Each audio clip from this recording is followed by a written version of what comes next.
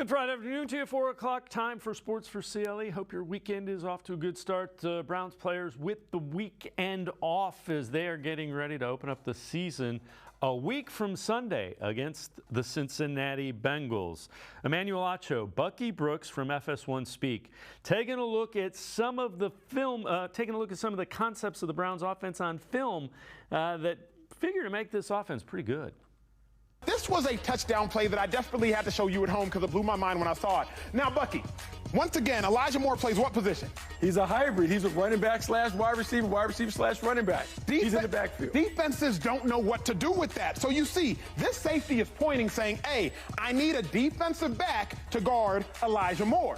But you know then, Bucky, who's supposed to guard the running back who's down here? It's a problem. The back is outside the Z, so I need somebody here. Everyone is out here yelling, help, help, help. I am lined up on someone that I shouldn't be lined up on. So if you can sell it here at home, you got one guy confused, you got two people confused, and then my linebackers, he's in no man's land because he has no idea who he is supposed to guard because, once again, the utilization of Elijah Moore. What does that do now for Deshaun Watson, Bucky Brooks? Oh, that's easy. He knows what the coverage is. He knows he has man. Now I just got to take the matchup. They're all messed up. They should have called a timeout. Should have called a timeout. Once again, you can see it from this angle. Everybody's confused, primarily this player. You see this Mike Edwards played safety in the Super Bowl for the Tampa Bay Buccaneers. He's pointing, saying, somebody help me guard David Njoku. Because nobody's guarding Njoku, it ends up being a touchdown pass. Bucky, I think Deshaun and the Browns can take the next step this year because of the new pieces that they have.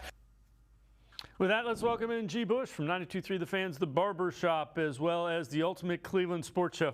G. Bush, Browns haven't shown anything in preseason, really vanilla, and already you're starting to see some of the creativity that you and I have talked about we expect to see with Deshaun Watson.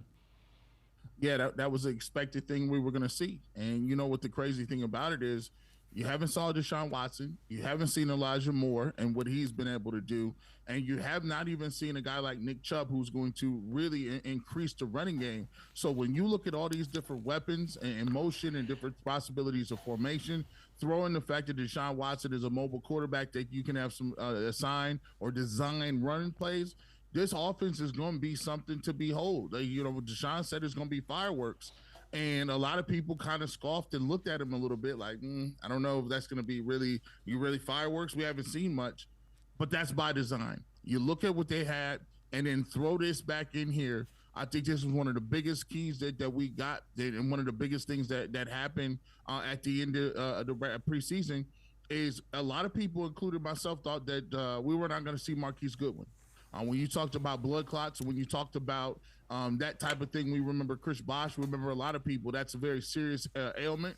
And some people's careers have been lost to that. But when you take a look at it and you get a guy like Marquise Goodwin back, who is a guy that is a bona fide burner that can get beyond the defense, now you have threats at every single level, including Elijah Moore being in the backfield. And you see what David Njoku is doing to singled up tight ends on linebackers or safeties. There's mismatches all over the field. So when you look at this Browns offense and people were talking about they're going to come in last in the division or they're going to be rusty the first month of the season, I don't think that's going to be the case because one thing you can't coach is mismatches, and the Browns have them all over the field. Yeah, and they haven't even begun to do the RPOs where you open up the middle of the field. That's a whole nother bag of worms that I expect them to open up once the regular season starts. This is also pretty interesting. This is from Brad Stainbrook tweeting out the 53-man roster to start the season, especially on the defensive line. So 2022, Garrett, Clowney, Bryant, Elliott, Wright, Winovich, Rochelle, Togiai, Winfrey, and Isaiah Thomas. 2023, Elliott Garris, Shelby Harris, Siaka Ika, Isaiah McGuire, Okunrankwo, Zadarius Smith, Dalvin Tomlinson, Maurice Hurst, and Alex Wright. That's pretty stark when you look at the improvement and the upgrade that you have made to what was a weakness a season ago, being the defensive line. Who do you think what's the biggest addition? Who do you think the biggest offseason addition has been? I take a look at Dalvin Tomlinson. I think he's the biggest one. I could have went with Zadarius Smith, but the reason I picked Dalvin Tomlinson is because you look at what the defensive line was before. Look at what the weakness was for the Cleveland Browns. We go back to the Atlanta Falcons, and I've been talking about this all off season. You go back to the Atlanta Falcons and they ran inside zone or some variation of a zone run play at you 12 straight times with backup guys that are off the street. Can't happen. When you look at that type of ineptitude up front, you look at what they had to come back and do. They went and got a Shelby Harris. They went and got a Dalvin Tomlinson, played him the most, one of the biggest free agent haul they got. They take a look and you trade for Zadarius Smith, and now you've gone from one of the worst defensive lines in football, which is by PFF, to one of the best defensive lines in football according to PFF. You have two defensive ends that are in the top 13. You got two defensive tackles inside the top 17 with the addition of Tomlinson and Shelby Harris. If you had to pick one, I pick Tomlinson because he's going to be the anchor point. He's going to be a guy that you're not going to be able to run the football on. And it's going to allow Myles Garrett and Zadarius Smith to get loose on the outside. So for me, I take a look at everything that they've done. Tomlinson is going to be at the point of attack, and no longer are we going to tolerate, or hopefully you can stop, guys running up and down the field in the middle of your field, because if you can't stop the run, there's nothing else that you can stop, period. And that's just look to last year to see how that turned out when you couldn't stop the run. The Browns couldn't stop the run, the pass, special teams, none of that. But it starts with the run. It starts with stopping that in order to get to earn the right and earn the right to go out there and rush the passer on 3rd and long. Yeah, I can't argue with Tomlinson. I wouldn't argue with Shelby Harris. I still, and I know a lot of people will disagree with this because it's not a player. I think Jim Schwartz is the biggest addition because this defense already has an identity that it didn't have in how many ever years Joe Woods is here. You're already seeing, them running over offensive linemen, pushing the line of scrimmage back. We had Mike Lombardi on the show last weekend, and he said, I know Jim Schwartz. He will stop the run. And you look, you just take a look. You always know that there's a stamp on your position group when you start having guys that are coming in, replacing you 2s and 3s. The Browns look dominant with safeties. The Browns look dominant with getting turnovers, interception, pick sixes. The Browns look dominant in pushing offensive linemen around. And guess what? You didn't even see the ones in there. You weren't seeing Myles Garrett. That wasn't Myles Garrett doing that. Zadarius Smith played sparingly. You weren't seeing Dalvin Tomlinson and Shelby Harris in there. You haven't even seen any of your linebackers. We talk about Anthony Walker and Taki. You haven't seen any of those guys. So when you got guys that are in the second unit and the third unit taking up that spirit, taking up that aggressiveness, you understand what type of time we're on now because if they're doing it. What do you think Myles Garrett's going to do when he finally gets let out of the garage and getting ready to prowl on these streets? It's going to be a tough one, and I'm as excited about the Cleveland Browns defense this year than I have, and I've been watching these guys for 30-plus years. It's as good a defense talent-wise, but they have the talent to go with the mindset of the coach as well, which is going to be the key. All right, Ronnie Hickman, one of 2 undrafted free agents as rookies that made the squad this season. He talked about getting help from his teammates to be comfortable, especially the veteran Rodney McLeod. 100%. A big thing that, I'm fortunate to be a part of was just being able to be a sponge to a guy like Rodney, a guy with a lot of years and experience under his belt. And luckily, he was willing to share it all. Whether it was questions, just off the field, on the field, he was a guy who was like an open book. So myself and pretty much everyone in the room, including coaches, was able to learn from him. And, he's 12 years in the league, so, he knows a lot. D'Anthony went through took the same path a year ago. Mm-hmm. How much did you kind of commiserate with him on? Yeah, any quick questions I had about this whole undrafted process, I was right in D'Anthony's ear, just because, like you said, he came from it. He did the exact same thing I did. So he's been a huge help as well. G-Bush, I don't know about you, but the one thing about Ronnie Hickman, and I know they weren't playing against starters and he wasn't doing it, he was around the ball. And if you're around the ball, that means you got football instincts, and those are the things that carry over. It doesn't matter how he will adjust to the speed because he understands where the ball is going to be. And that's the thing when you talk about playmakers. And the Browns haven't had enough of those guys. Playmakers is used as a term used lightly But we can't do that when it comes to this Cleveland Browns team because they have not had playmakers like that. Take a look at last year, one of the worst teams in the league in getting turnovers. Ronnie Hickman this year, 3 interceptions. I know it came against the 2s and the 3s, but that's half the battle. You can only play what you can play. His controllables are, what do you do on the field when you're out there? You can't control what the other team is doing. You can't control what the other team, who they're going to play. What do you do when you're out there? And all the guy did is make plays. I like the fact that I like this room a lot better than I did last year. We can't afford to come out like they did last year, the first 3-4 games all year, and have guys busting assignments. And I think that's another thing that we look at is I'm seeing guys being able to be more instinctive and Juan Thornhill and be by the ball with a pick 6. I'm seeing guys be able to be more instinctive, getting downhill tackle in the football. Ronnie Hickman is an undrafted guy around the football. So what that means is it's a field where guys are going out there playing fast, being able to play free, and being able to have the mobility and the lateral, the aptitude to make plays when they come your way. So that's another part of Jim Schwartz that I love about it. And you're now starting to see with these cut downs. With the cut downs, you're starting to see the Cleveland Browns having an opportunity to put more guys on the roster. And you look at it, before, some of these guys will be penciled in as starters. Now you're starting to see a guy like Maurice Hurst was brought back in his own active roster, and he had a really good camp. Now you're starting to see the depth build up where now you're going to be letting good guys go. You're going to be having guys that probably could make another team that are going to be out on the waiver wires because you have depth now. So I'm excited to see a guy like Ronnie Hickman make his stamp in the league. D'Anthony Bell, they're going to be really used on special teams. Ronnie Hickman is a personal protector. Really, really, really important position on special teams. He's the quarterback out there. So I'm looking to see what those guys can do on special teams. Him and D'Anthony Bell, Adams, and a few other guys that are going to probably make their hay in this league, starting off at least on special teams. The other thing is, the veterans that they brought in, Thornhill, Shelby Harris, Zadarius Smith,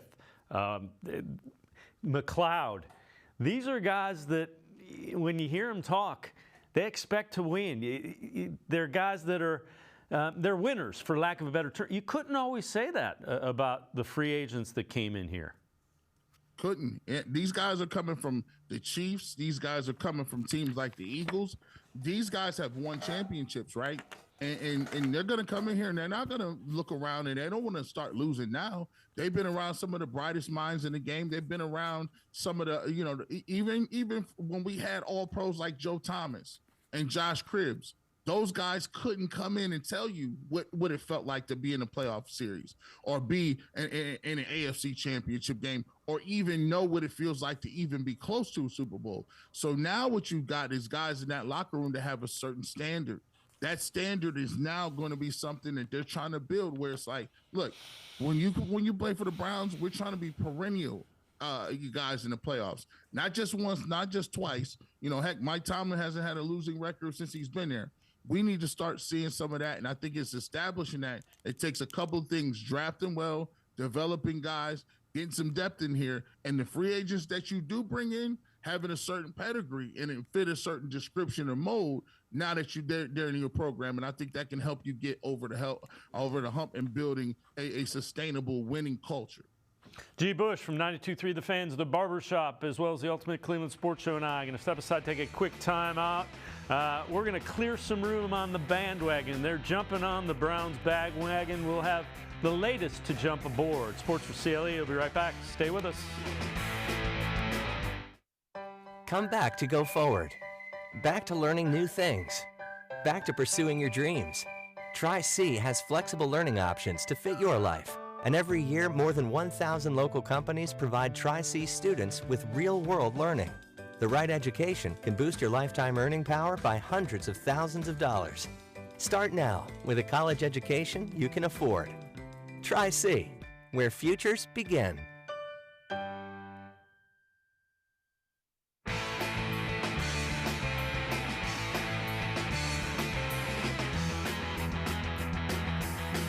We continue talking Browns with G. Bush from 92.3 The Fans, The Barbershop, Saturday mornings, as well as the Ultimate Cleveland Sports Show, Monday through Friday. Bucky Brooks from NFL Network was on FS1's Speak, talking about where the Browns stand in the AFC. There's 7 teams that go to the playoffs, right? Yes, sir. Well, there's only 6 spots left because the Browns are in. The Browns are going because the Browns have the best team in the division. They have the best team in the division. Wait. The best team in the division is in Cleveland. I think they used to call it Believeland. Cleveland has the best team in the division. Roster. You look up front. Let's talk about their defense. You look up front. Zadarius Smith and Myles Garrett. Up front, I'm listening. Best pass rushing duo in the National Football League. Listening. They got one of the best corners in football in Denzel Ward. I'm still listening. They got young dudes in the secondary. That's a safety, though. Grant Delpit, nice. He's nice. They're good. You go offensively. One of the best offensive lines in football. Best running back in football in Nick Chubb. Sure. You got Amari Cooper, who's a legitimate number 1. But who we else? just talked about Elijah Moore, who's a hybrid player who may give them their version of Deebo Samuel. So now we're talking about a guy who's a top 5 quarterback when Houston was boo-boo. He now has shaken off all the rust. He comes back. We see he's very comfortable. We've seen it in the preseason. To me, they're going, and they're going far. Because they have the best team in the division. So, Buck. G. Bush, the closer we get, the more you see. They're jumping on the bandwagon. That's all right. We have spots. Come on over. Come on over, fellas. It's okay. We told you. We've been on here all summer. I get it. The summer storylines is kind of light. You know, there's nothing to talk about. You don't want to talk about the Little League World Series. Guess what? Now when it's a week away from the season, you got the last preseason game out the ways. Rosters are all settled down. Couple more positions here or there. For the most part, everybody is healthy going into week 1. And then you start to sit here and say, look at this roster. Whoa. You got Nick Chubb right here. Well, okay. The offensive line is definitely solid. Hey, we even like the backups. They brought that DeJuan Jones kid. He was, 148 snaps or something. No hurry. No sacks, 1 hurt. DTR. Kid's coming up here. They moved him right to second string. But they do got Amari Cooper, by the way, who had over 1,100 yards, 9 touchdowns last year. We know what Elijah Moore. You know what kind of Swiss Army knife he can be. And then you start to look around all over this place, and then now all of a sudden, the reality sets in on you. You're like, okay, well, is the Bengals defense better than the Browns on paper? No. Is the Steelers defense? We like T.J. Watt, and we like Hayward. But are they really? We like Minka Fitzpatrick. But I mean, pound for pound, Ross spot for. I like the Browns defense. Hey, we know what Lamar Jackson can do with his legs, but are we confident that he's going to be the thrower that Deshaun Watson has already shown he is? I don't know about that.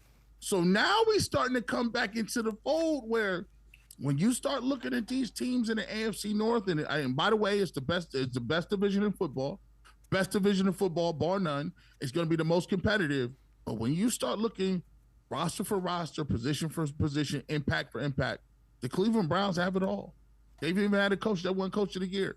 So, I mean, we haven't seen it for Deshaun Watson, but if he's 85, 90% of what he was, even in Houston, which I don't know why people wouldn't think he was, he didn't get injured. He didn't go to jail and lose all of his, he did not train for 2 years. Like, the guy has been on ice pretty much for, I don't know, 2 years. So the only thing you got to work out is the speed of the game and the rust. And by the way, we've seen it in games now this year in the preseason. The Cleveland Browns is dangerous as any team in the league. They're as dangerous up and down as any team in the league. And if it wasn't for Patrick Mahomes and being the Michael Jordan of the game right now and Travis Kelce, I'm taking the Browns roster over the Chiefs roster too.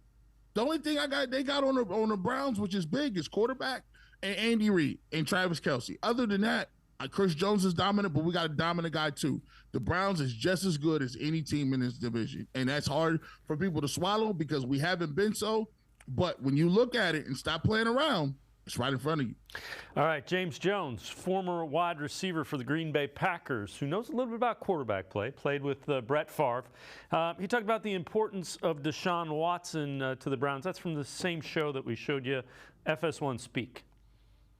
let's not forget, they did what they did to get Deshaun Watson because they seen what Deshaun Watson did in Houston. And what Deshaun Watson did in Houston showed that he is a top 5 quarterback in this league.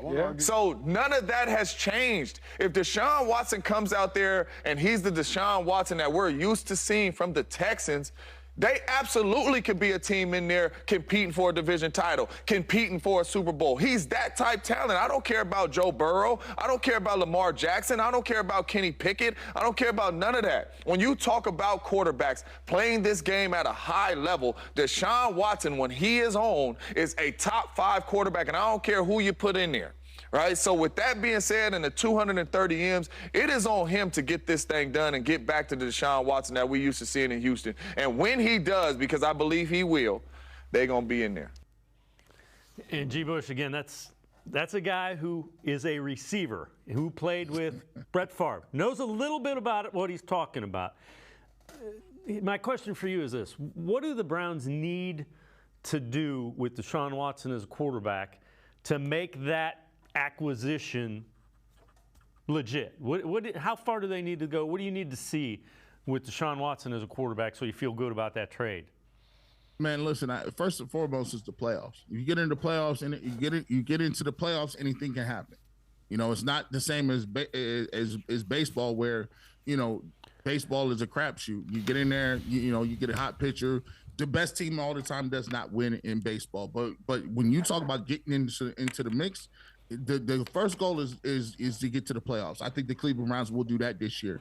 If you want to talk the progression in the track, I'm looking for the progression in the track, and I'm looking for this to happen. I want the Cleveland Browns, if they can get to the AFC Championship game, that pays off for them. That pays off dividends for the Cleveland Browns because it's further than we've been in a very long time. And I think Deshaun Watson, the expectation, if you ask anybody, is a eventual Super Bowl championships. I look at the Browns, and they've done a good job of restructuring these caps, restructuring contracts. They just restructured, I believe, did they restructure David Njoku? Or they've done Jed Wills. Yeah, Jed Wills, the one, yep. David Njoku. But they've restructured a bunch of contracts to give them some cap space, roll over some dollars, and look how they're developing now. Now they got some guys where if you get somebody in the 4th round, DeJuan Jones, he may be able to slide in for a Jed Will, save you some more money if he's not going to be here next year. So here's the thing. They're set up for a nice 2 to 3 year run. Deshaun Watson is still a relatively very young quarterback. And you still have Nick Chubb in your prime. You still have Myles Garrett in his prime. The offensive line is a little older, on the older side, over 30. However, still relatively young. And then you got guys that you're looking to you could augment and do stuff with if you need to make trades or do whatever. And Andrew Berry has shown that he can get trades for bottom of the barrel prices. When Amari Cooper for 5, Darius Smith for a 5th round pick. He's a master at doing that. I think the Cleveland Browns can make it to the AFC Championship game, can make it to the Super Bowl this year. It depends on if Deshaun Watson is all the way back and some things have to bounce their way a little bit. However, that's possible. It's not a pipe dream. All right, before I let you go, who are some guys that not as many people are talking about that you think could have a big year? Some under-the-radar guys that you think could really do some things for the Browns this year? I think one of the guys that can have just a whale of a year is I've seen some things in the way that they're playing defense, and JOK's been flying around. He has been flying around. I think when you look at the speed and the way that they're gonna go and disperse and put Myles Garrett out there, I got Myles Garrett and just bold predictions. To me, he's going to break the sack record. They're like, dang, G. Bush, you're the Duke of knee jerk. But how he's going to break the sack record. I have Zadarius Smith getting 13+ sacks. And JOK will become a household name. The way he flies around, the hybrid type athlete that we thought we were going to get, he's going to be unleashed this year. They're going to be moving all over the place. If you need to spy a Lamar Jackson, if you need to spy a Josh Allen, if you need to spy somebody like a Tua, he's going to be there to be able to spy that guy, running sideline for sideline. I think he's going to have a truly breakout year. And then the guy on the offensive side of the football that's going to arrive. I gave you 2 for 1 here. 2 for 1. I think the guy on the offensive side of the football, Elijah Moore, he's going to be a household name. He's going to get the ball Percy Harvin style. He's going to do everything with the kitchen sink, toss plays, gadget plays, reverse throwbacks, seam routes. He's going to play outside, inside, special teams, all of it. Elijah Moore is going to end up being a household name. Mark it down in the books. I agree with you wholeheartedly with Elijah Moore. Can't wait to see him. G. Bush, as always, thanks so much for the time and insight. Great stuff as always. Appreciate you. Thanks, G. Bush. Appreciate it. All right, G. Bush, make sure you check him out. 92.3 The Fans, The Barber Shop. Saturday mornings from 8 to noon. You can also catch him Ultimate Cleveland Sports Show Monday through Friday from 11 until 1. We're going to step aside, take a quick time out. Other side of the break, Lance Reisland with a film breakdown video analysis of the Browns defense, what we saw in the preseason. That's straight ahead on Sports4CLE. Stay with us. The Ohio Lottery Partners in Education program recognizes role model students and teachers from across Ohio. Nominations can now be done completely online. To nominate a deserving teacher or student, go to ohiolottery.com. In the About section, find Partners in Education. There you will find links to the nomination forms. Students kindergarten through 12th grade can be academic all-stars. Teachers can be honored as a Teacher of the Month. The Ohio Lottery Partners in Education, where stars shine.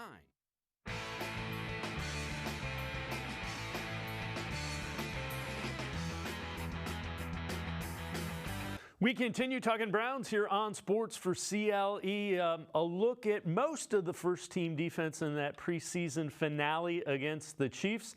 Time to take a look at some film analysis, video breakdown. Whenever we do that, we welcome in Lance Reisland from the Plain Dealer, cleveland.com. Lance, really the first time we got to see an extended view of some of the first-teamers. Still no Myles Garrett. But you did get a little bit of an idea of how Jim Schwartz wants to play on the defensive side of the ball this year. I think a really good snapshot of how they're going to line up for one on all three levels. So you had the 4 defensive linemen, you had those 2 inside backers, then you have those 2 athletes on kind of the edges, which could be Newsome, it could be McLeod, Delpit's going to be in there. You had the 1 hi-hat and Thornhill, who I thought did a great job of not only tackling, being the last line of defense. He was very physical. Obviously, you had the pick 6. And then you had those corners who played off man, like I said, press man. They were very good in coverage. They were physical at the point of attack. So I thought you got a good snapshot of how they're going to get upfield, how they're going to win one-on-one battles, how they're going to match up. And I thought it was a good snapshot. I thought they flew around. I thought they looked pretty physical. Yeah, it did look like it was aggressive, and they had the type of identity and personality in the early going that we thought they might. Let's take a look at this first clip. What do you see here? What do you like? First clip you're going to see is great. So they're in 20 personnel. The Chiefs are. They're going to run a little jump motion. People call it different things. And they're just going to run like a zone package here. And the thing you see is kind of what you're going to get. So you got the initial lineup, 4 down linemen. Linebackers inside. You're going to see with motion, the linebacker runs with motion, which tells you man coverage. But what you like here is you see the defensive line recreate the line of scrimmage. So if you see that black line, that's the line of scrimmage, and then you see when the ball's handed off where the Browns are. So Obo's going to win his, Okoronkwo is going to win his matchup. Jordan Elliott, who I think is going to be really good in this short scheme, he's a lot bigger this year. And Delvin Tomlinson takes that right guard and drives him back in backfield. But what that does is allows McLeod, who's in the box, and JOK to run without a lot of traffic in front of them. And they're able to make this play. And this is what you consistently see out of a short defense. So you get the 4 down linemen, the 4 on the second level, and then the 1 hi-hat with Thornhill. And again, Thornhill's a perfect match back there. But here's just a good snapshot of what they're going to look like on a lot of first downs. Yeah, and again, that's the run. You know, it was kind of interesting. Last week we had Mike Lombardi, former GM, on the show, and he said the one thing he knows about a Jim Schwartz defense is that they will be really good against the run. Well, yeah, you know what? It's kind of a different philosophy. So if you look at like a Bill Belichick defense where they're going to be 2 gapping and they're big, heavy guys, this is a 1 penetrating gap, get upfield. And what it does, it just really causes havoc for those linemen trying to double or down block or reach block. it's really hard to do that when they're getting upfield so hard and get to the second level. So those linebackers at the second level just get to clean up. And again, I always a Jim Schwartz defense to me is where they're going to pass rush to stop the run. So they're getting upfield. If you happen to run the ball, you're going to run into them. So again, great penetration. They did a lot of different things. They're simple. They're fast. A lot of things in terms of like how they line up. But they played really fast, and I thought they looked good. That first group looked really good. This next clip, what do you like that you see in this one? The screen, first thing you're going to see is a one-on-one matchup. So you're going to see Smith just run over the right tackle. And then you're going to see kind of a Schwartz thing. It's very NFL-based, but the running back, Edwards-Hilaire, he lines up outside, so JOK goes with him. And that makes sure that you get a good matchup in the slot with Newsome. In the slot there without, not a linebacker on a receiver, but you got to see Newsome. Then you see the athletic ability of a Jim Schwartz second level in terms of what he wants those guys to be able to cover in space, tackle, clean up with the defensive line. Again, you see the defensive line getting off the ball and creating a pass rush. Then again, in the NFL is all about matchups. Zadarius Smith is really, really, really good in one-on-one matchups, and he's going to see a lot of one-on-one matchups because of Myles Garrett on the other side. So as good as they look, they're even going to get better when Zadarius Smith has Myles Garrett on the other side. So just, again, a good snapshot of how they're going to line up, how the secondary is going to play, how physical they're going to be. You got those different guys inside. Just a very impressive on how they did this. And then JOK with great athletic ability knocking the ball away. Yeah, a linebacker in coverage, and JOK showing some of the skills that he had, not only tackling, but in coverage as well. All right, when we look at this next clip, this one's going to involve Thornhill, and this is a guy that he's a true free safety, and boy, we haven't seen this in a Browns defensive set in a long time. This is Jim Schwartz classic here. So he's got 10 guys in the box on a 3rd and 1, depending, the big personnel that the Chiefs had in, but you got the Browns are in press coverage, Thornhill over the top playing free safety back there. So you got Newsome, who's got one to the side. You got Ward, who's in great coverage. You got Tony Fields, who grabs the tailback out of the backfield. And then Thornhill is just reading the eyes of the quarterback. So he does a great job of reading the eyes and then driving on the football. And again, like you said, he's a true free safety. And he not only made this pick 6, but you saw him make some really physical tackles. You see him as a last line of defense. He runs the show. When you see him at practice, he's very vocal. He's very energetic. Him and Smith bring a different attitude to this defense. They already had some talent, but now they have some guys with some edge, some guys with some attitude, and Thornhill kind of leads the way, and this is what he does very well. They lined up in man. They challenged it. So this is a great example of Schwartz is dictating what he's doing. He's not reacting to the offense, and it resulted in a big play. And the thing about this defense, it appears that within the structure of what they want to do defensively, players have the freedom to go out and try to make plays. Yeah, and I'm actually doing an article on coming up on how the defense, he likes to be in press coverage. Against Cincinnati, they might not be in as much press coverage. They're still going to be in man. But what I like, regardless of how good those receivers are, he's going to challenge pass protection. He's going to challenge the Bengals to pass protect on Burrow. And then the secondary, they get some flexibility in terms of how deep they want to play. Thornhill gets to read. So that true free safety that we talked about months ago in terms of playing sideline to sideline, being the last line of defense as a tackler, reading those eyes, breaking on routes. So that was a 3rd down and 1. And that was just him playing center field and being a football player. All right, this last clip, we've talked a little bit about 5-man fronts. We finally saw it a little bit with the starters in there. This is actually the play that, it talks about team defense. This is actually the play before the pick 6, which I really, really like in terms of it gets you, even though it's 2nd down and 1 here, they don't give up on the play and they get to a 3rd down. Now, what you like here is that you're going to see number 90, Hurst. You're going to see Zadarius Smith on the edge here. They're going to penetrate and get upfield. So again, you're crowding the line of scrimmage, 7-8 guys. They do a really good job of winning their battles, but everybody's physical. So you can see Tony Fields take on the wing here. Zadarius Smith wins on the tight end, Blake Bell. We have McLeod, who's a DB. He's going to fill on the pulling guard because this is just a basic power play. and it kind of muddles everything up. And then Smith makes the tackle, but there's a lot of guys there because everybody's kind of doing their job. Everybody's moving forward. Everybody's being physical. So again, we talked a couple weeks ago about being a football player, especially on that second level. Here's McLeod, gets caught inside, like a linebacker read here, has to take on this guard as the one backer and does a great job. And it balls it all up, and this is what Schwartz wants out of his guys. Guys who are football players, can make plays regardless of where they're at. They're physical. Again, you see everybody upfield, never giving up on a play. This caused a 3rd and 1, which caused them to throw the ball, which resulted in a pick 6 from Thornhill. So very good team defense here. Yeah, the other thing you see is that, look at the line of scrimmage. It's moving on 2nd and 1. It's moving back 2 yards. The Browns won up front because they have that aggressive get after the quarterback mindset. Well, yeah, and what you have is that you're not worried about taking on a guard or tackle and being in charge of 2 gaps. The gap inside you, gap outside you, A or B gap. So if you look at Hurst, who's 2nd down from the bottom here, he just kind of takes that gap and goes. And what that does, that makes that guard in that center or that guard in the tackle, they have to stay on those defensive linemen because they can't get off on the double team. And what that does, it allows the second level, those linebackers, to just run free without having those big 300-pounders in their lap. And these guys at the second level, the DBs that they like in there, those linebackers, JOK and Walker, these guys are very good tacklers in space, and they get to clean up. But this is all, like you said, this is all created by the defensive line simply getting off the football and getting upfield. And again, 2nd and 1, they get to a 3rd and 1, and they get the pick 6. So again, very good penetration. Smith, Thornhill, they're bringing a different attitude to this defense. And we've talked about how good that defensive line is. Myles Garrett hasn't played against in any of the preseason games. He did do a day in the joint practices.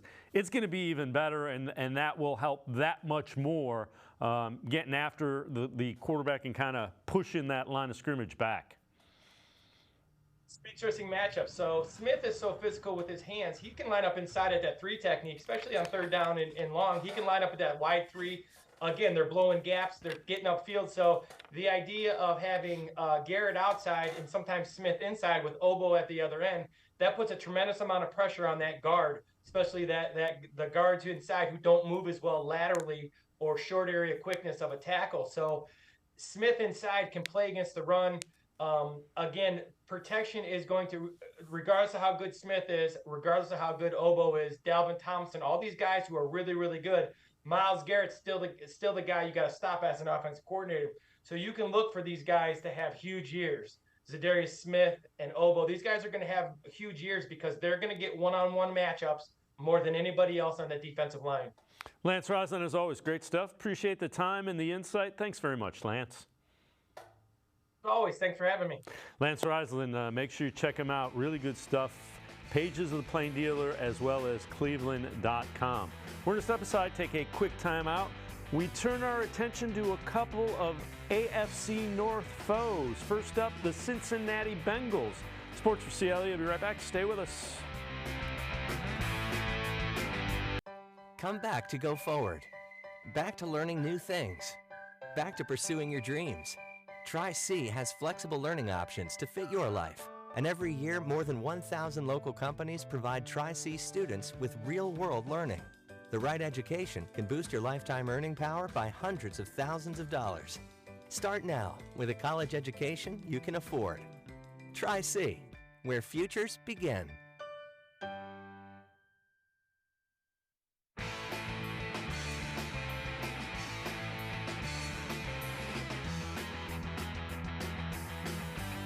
Sports4CLE continues. The Browns will have the weekend off. Then a week from Sunday, they will open things up against the Cincinnati Bengals.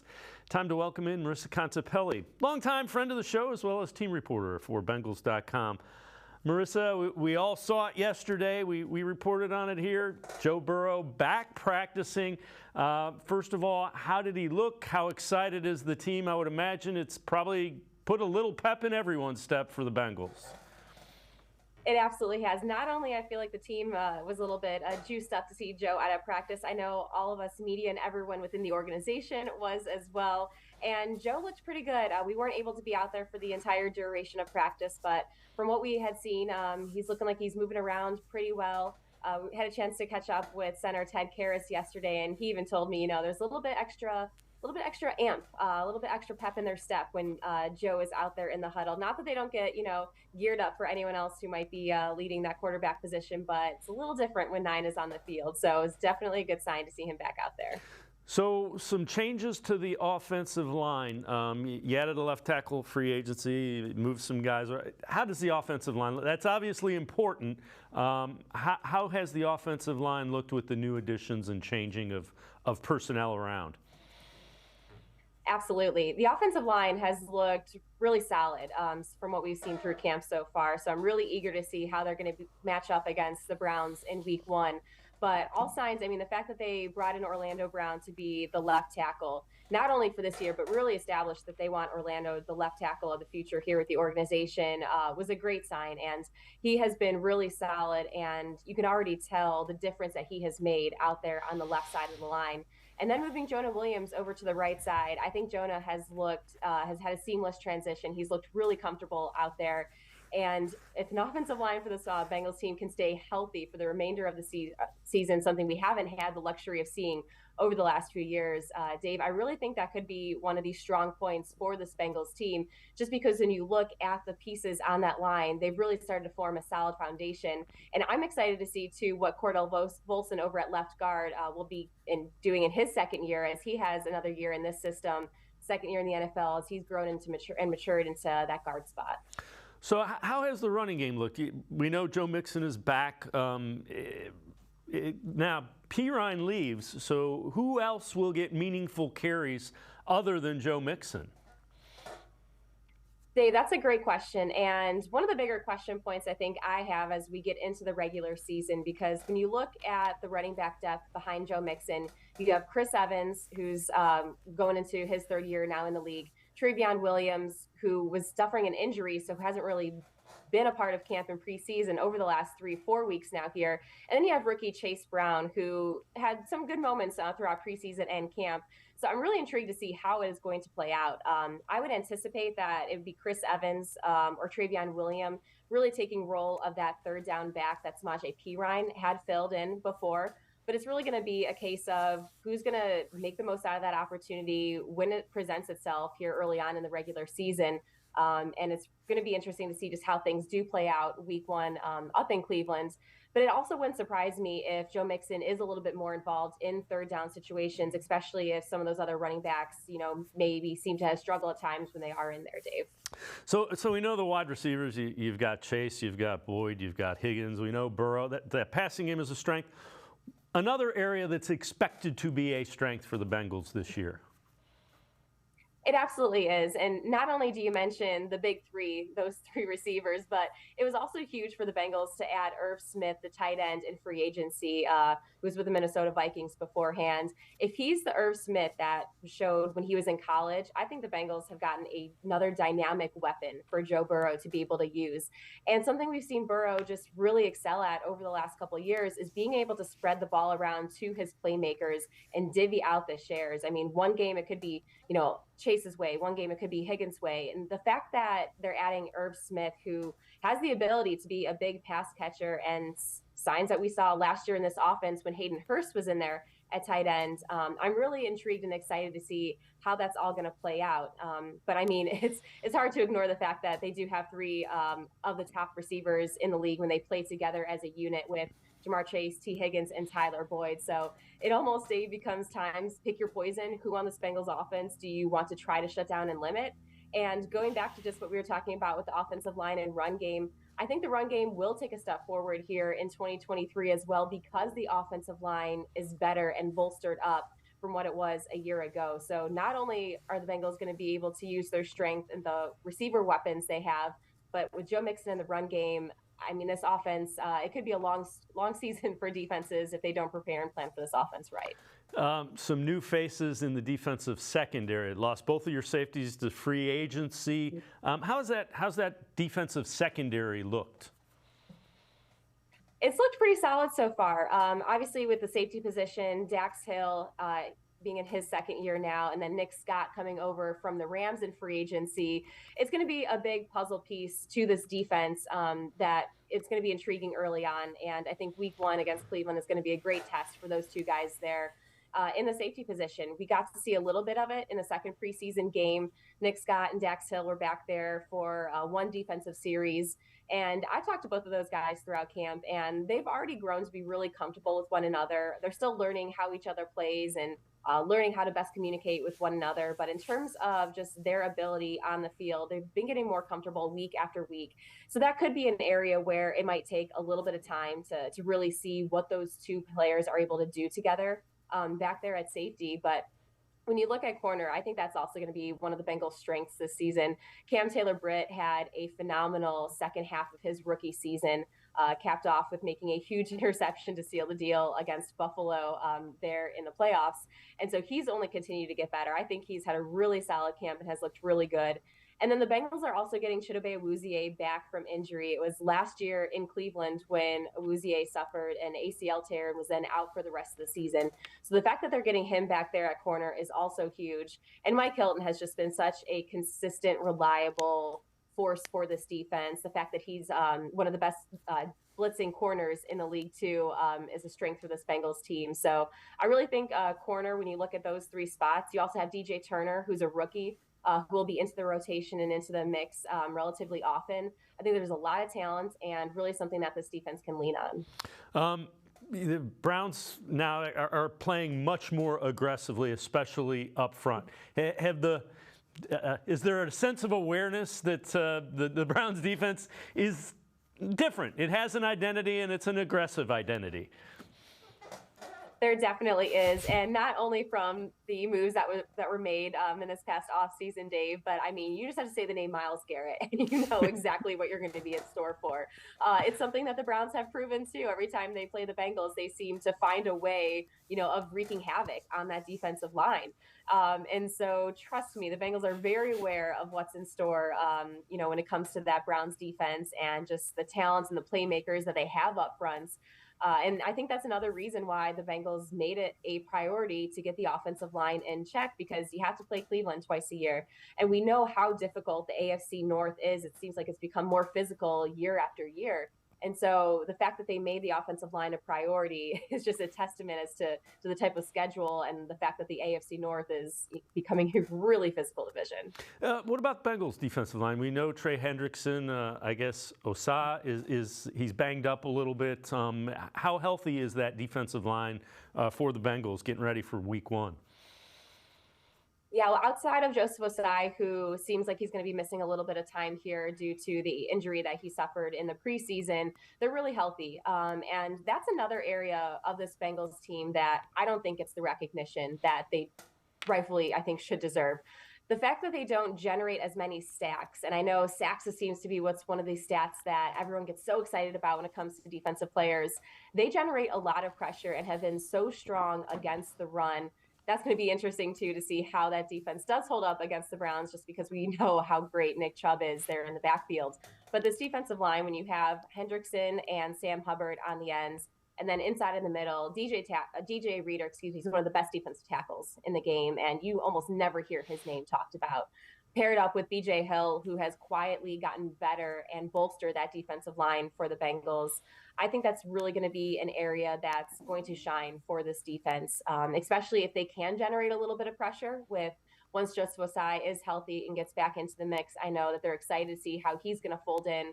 They also drafted Myles Murphy in the first round as well on the edge. So they're excited to see how he can get into the mix and fold there too. But it's all going to come down to how much pressure they can generate. And despite not having the sack numbers, it has been an area of strength for this team. Marisa Contipelli, team reporter for Bengals.com. Thanks so much for the time and the insight. Always appreciate it. Thanks, Marisa. Of course, Dave. Always a pleasure. Marisa Contipelli, friend of the show, Bengals team reporter for Bengals.com. Always appreciate the insight. We're going to step aside, take a quick time out. Another AFC foe straight ahead. We'll talk a little bit about the Pittsburgh Steelers. Sports4CLE. I'll be right back. Stay with us. The Ohio Lottery Partners in Education program recognizes role model students and teachers from across Ohio. Nominations can now be done completely online. To nominate a deserving teacher or student, go to ohiolottery.com. In the About section, find Partners in Education. There you will find links to the nomination forms. Students kindergarten through 12th grade can be academic all-stars. Teachers can be honored as a Teacher of the Month. The Ohio Lottery Partners in Education, where stars shine.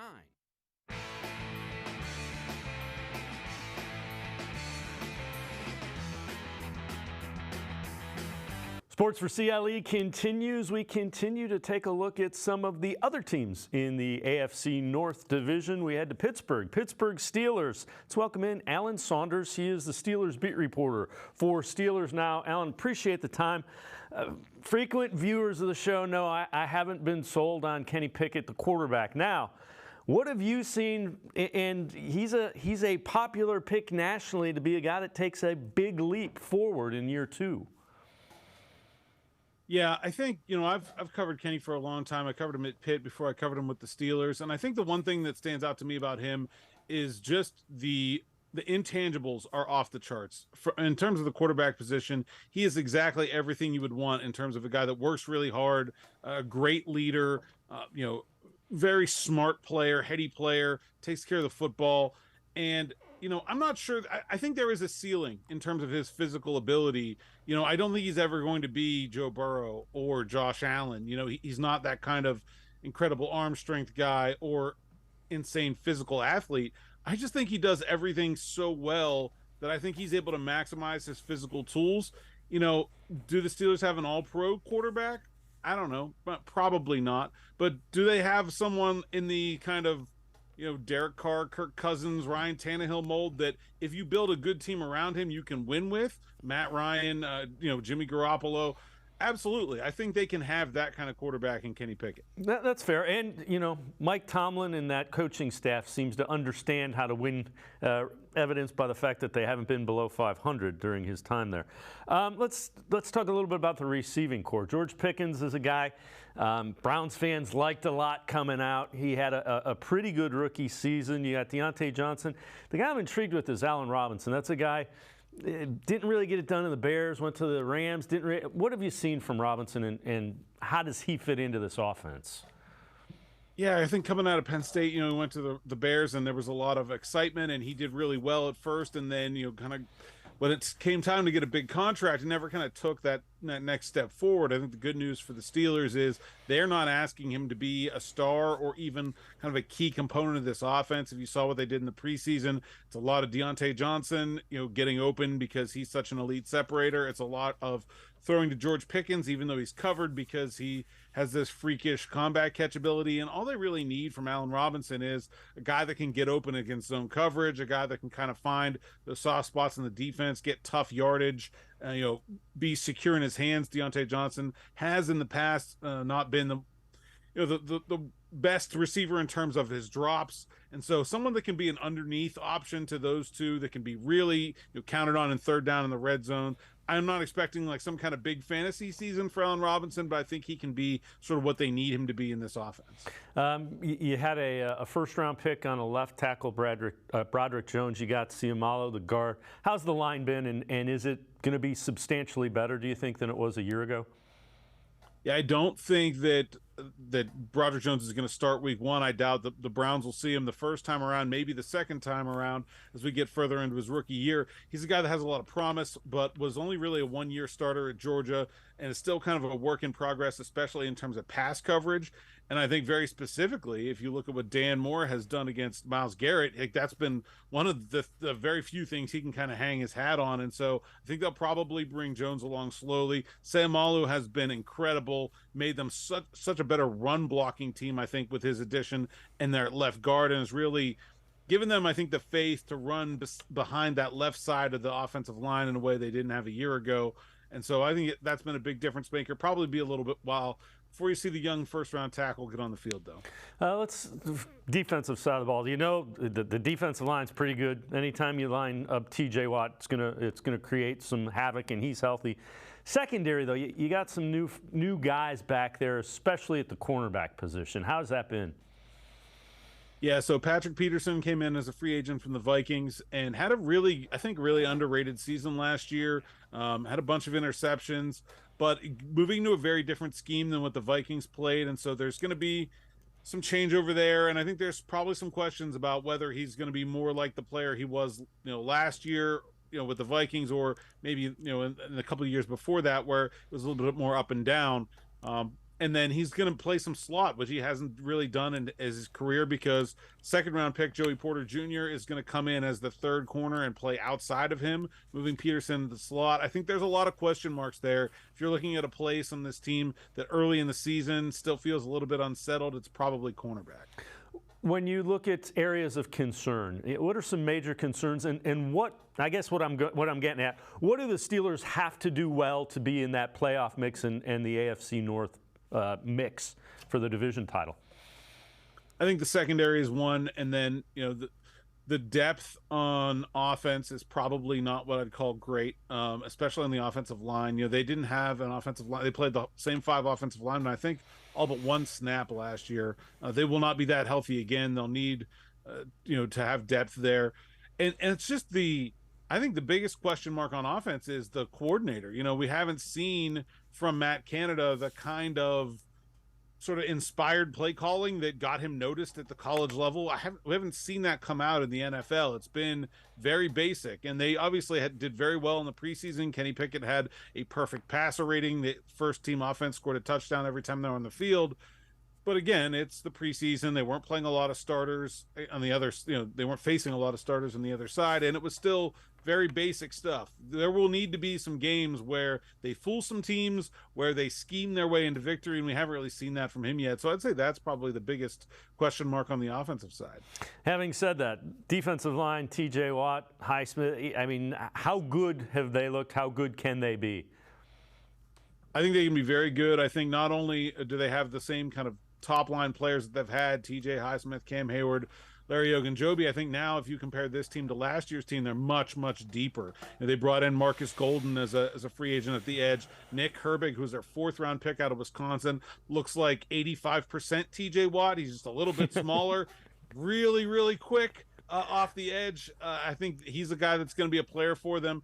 And they got a lot deeper on the defensive line. Keanu Benton was a 2nd-round pick at nose tackle. They brought in Braden Fajoko, Armon Watts as a couple of kind of been there, done that free agent guys. And I think they're trying to, like Larry's a guy who's had some health problems and has had trouble staying on the field. Cam Hayward is getting older. I think they're trying to build a deeper rotation there. Obviously, they lost TJ for most of last season. I think they've seen the light there in terms of needing more than just those first 4 or 5 guys, and I think they went out to address that in a pretty significant way this year. I can tell you from doing this show during the draft, Herbig and Benton are 2 guys that Browns fans wanted very badly, and they end up in Pittsburgh.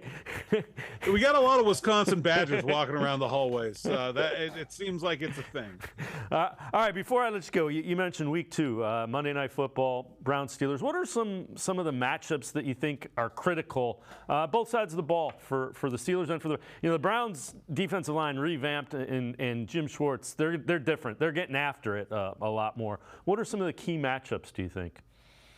I think the Steelers are going to have to be able to run the ball against what I think is, as you mentioned, an improved Cleveland defensive line, especially on the interior. Garrett was always pretty solid. And I think, with the Browns, that will be both teams really, like, how much can their defensive line improve their linebacker play? I think both teams have, the Browns have kind of had guys that they like, but haven't really gotten the results out of them that they thought they might. The Steelers have just been like throwing stuff at the wall at that position. They've got 3 new guys in Landon Roberts, Quan Alexander, and Cole Holcomb.